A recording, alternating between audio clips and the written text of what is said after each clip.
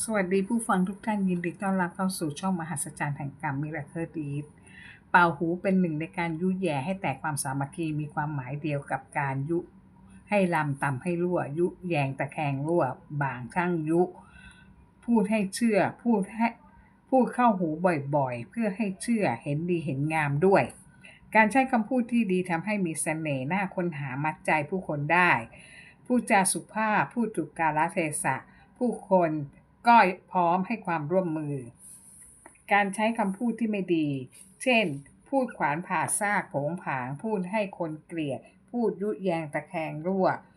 พูดให้คนเข้าใจผิดพูดเข้าใจคนเดียวทำให้เกิดการเข้าใจผิดพูดเหน็บแนมให้ผู้ฟังสะเทือนใจพูดยกตนข่มท่านว่าตนเหนือคนอื่นพูดขว้างงูไม่พ้นคอพูดปัดความรับผิดชอบพูดย้ำคิดย้ำทำพูดซ้ำๆซักๆขี้แพ้ชวนตีแพ้ไม่เป็นหาเรื่องคนไม่ยอมรับผิดโทษของการพูดเป่าหูยุ่ยแย่ให้แตกสามัคคีเมื่อตายไปเกิดเป็นเปรตอสุรกายปากเน่าเหม็นหนอนตัวใหญ่ชายปากเพราะตอนมีชีวิตชอบพูดเป่าหูยุ่ยแย่ใส่ร้ายผู้คนเมื่อลงนรกจะถูกรากลิ้นออกมาและถูกเหล็กไถเหล็กแหลมไถ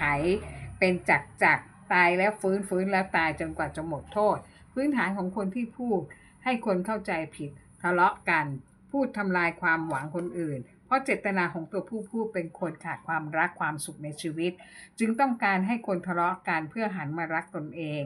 หมายถึงตัวผู้พูดเราเป็นคนฟังต้องใช้สติอย่าสนใจอย่าใส่ใจกับคนเช่นนี้เพราะตัวเขาจะยิ่งโกรธเดือดดาลที่ไม่มีใครสนใจเขาตอนนี้เรามาพูดถึงโทษที่พูดเป่าหูยุ่ยแย่ตอนที่เขามีชีวิต 1. ลูกหลานดื้อไม่เชื่อฟังทำให้เสียเงินเสียทอง 2. สามีภรรยาไม่รัก 3. ตัวเองมีแต่เรื่องร้อนใจหาความสุขไม่ได้ 4. เป็นโรคร้ายแรงรักษาไม่หายทั้งหมดคือกรรมสนองในชาตินี้ตอนตายก็ไปลงนรกเพราะพูดเป่าหูยุ่ยแย่เป็นหนึ่งในการผู้สร้างกรรมป่าซึ่งพระพุทธองค์ตรัสยืนยันว่าบุคคลเหล่านี้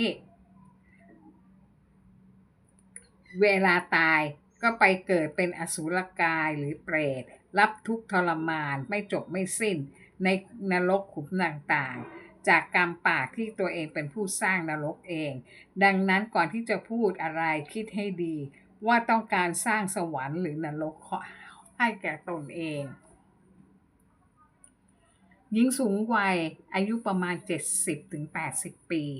มีลูกชาย3ลูกสาว2เธอหาเงินเลี้ยงลูกตั้งแต่เล็กจนโต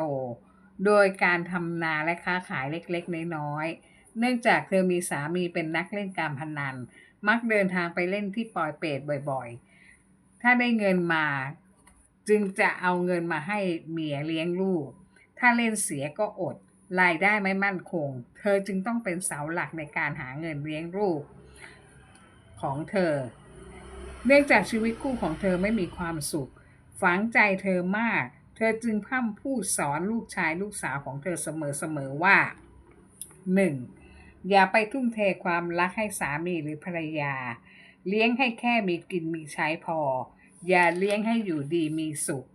เพราะเวลาที่เลิกลาจากกันก็จะเป็นคนอื่นที่ไม่รู้จักกันไม่ต้องไปรักไม่ต้องไปผูกพันมากจะได้ไม่เสียใจเมื่อผิดหวังในชีวิตคู่ 2. ทำงานหาเงินมาได้ต้องเอามาให้แม่เพราะแม่คือผู้ที่เลี้ยงลูกมาให้เติบโตไม่ต้องให้เงินพ่อ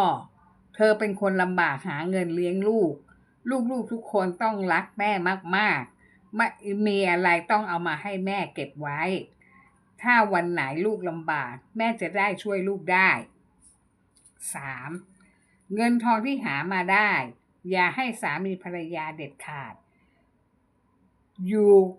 เป็นเพื่อนกันเท่านั้นเพราะเวลาที่เลิกกันจะได้ไม่เสียใจที่ถูกหลอกเอาเงินทองไปหมดทรัพย์สินที่หามาได้อย่าให้สามีภรรยามีส่วนร่วมให้อยู่ในฐานะแค่ผู้อยู่อาศัยเท่านั้น 4. ตัวลูกๆอยากกินอยากเที่ยวจงทำเถิด แต่อย่าพาสามีภรรยาไปด้วยสิ้นเปลืองเงินของเราจงอย่าเลี้ยงสามีภรรยาดีให้แค่มีกินพอ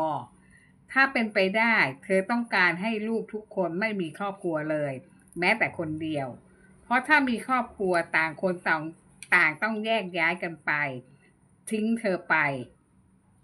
แต่ชีวิตจริงไม่ได้เป็นไปไม่ได้พอโตแล้วลูกๆทุกคนแต่งงานมีครอบครัวกันหมดและย้ายไปอยู่คนละจังหวัดกันบางคนย้ายมาอยู่กรุงเทพบางคนย้ายไปอยู่ภาคเหนือบางคนย้ายไปอยู่ภาคใต้ไม่มีลูกคนไหนต้องการอยู่จังหวัดเดียวกับที่แม่อยู่เลยเพราะกลัวว่าแม่จะมายุ่งวุ่นวายกับชีวิตครอบครัวของพวกเขาเนื่องจากคำสอนผิดๆที่เธอเป่าหูลูกๆเธอมันมาจากความผิดหวังในชีวิตครอบครัวที่ไม่สุขสมหวังของตัวเองมีลูก4 คนไม่สนใจในสิ่งที่เธอพูดเลยหนีห่างจากเธอไกลๆด้วยซ้ำแต่มีลูกชายคนเล็กมีอาชีพเป็นทนายความคำพูดของแม่ทุกอย่างเขานำมาปฏิบัติกับลูกและเมียของเขาชีวิตครอบครัวเขาจึงไม่มีความสุขเลยเพราะเขาไม่สนใจความเป็นอยู่ของภรรยาและลูกเขารับผิดชอบแค่ค่าเล่าเรียนลูกและค่าใช้จ่ายในบ้านเท่านั้นนอกนั้นไม่พาลูกเมียไปเที่ยวที่ไหนถ้าอยากไปแม่ลูกต้องไปกันเองออกเงินเองจ่ายเงินเองจะมาขอเงินพิเศษเขาไม่ให้เลยภรรยาของเขาขอหย่าจากเขาหลาย10 ครั้งเขาก็ไม่ยอมหย่า